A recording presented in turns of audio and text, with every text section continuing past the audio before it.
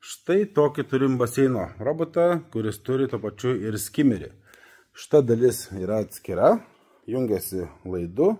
Čia turim skimmerį, taip kad tinkamas yra ne tik vidaus, bet ir lauko baseinams. Surinks visus lapus, šapus ir kas bebūtų jūsų baseino paviršiuje.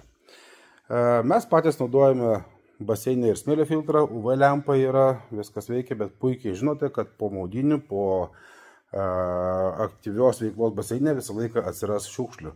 Žinoma, skimmeris tai surenka, tačiau ant dugno yra atskira problema.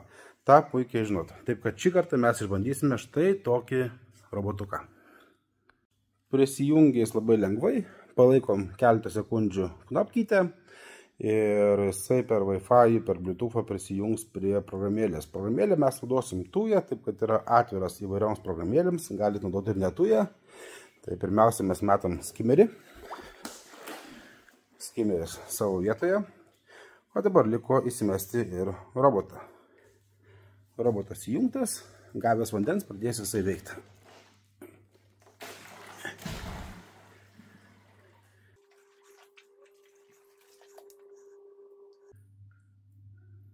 Dabar, robotas jau beveik ant dugno. Dabar eisim į programėlę ir bandysim jį pasivaldyti. Yra ir distancinis, bet kaip tyčia ten dedasi krona ir mes kronos neturime. Štai matom cirkuliaciją, kokia stipri iš roboto vyksta. Labai stipri. Na ir robotas matomai pats pradėjo dirbti. Tiesą sakant, darom viską pirmą kartą. Nieko mes kaip tikrai normalūs vyrai neskaitėm jokių instrukcijų. Nieko mes nežiūrėjom. Bet virsmė vandens tikrai didžiulė. Skimmeris taip stipriai tikrai nedirba. Išties įdomiai atrodo robotas.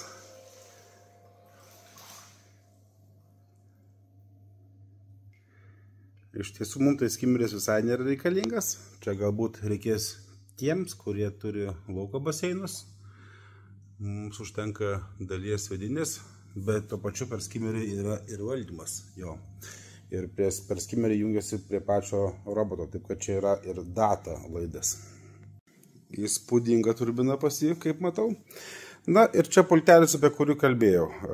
Galime valdyti robotą ir rankiniu būdu, nustatyti jam režimus. Nereikia Wi-Fi'aus, nes galbūt ne visi baseinai ir turi Wi-Fi'ų, nes tai baseinai būna laukuose kartais. Taip kad vat, štai taip mes turim tokį pagalbininką, kuris, kaip matau, dabar kyla į viršų. Priekį, stoja šonu.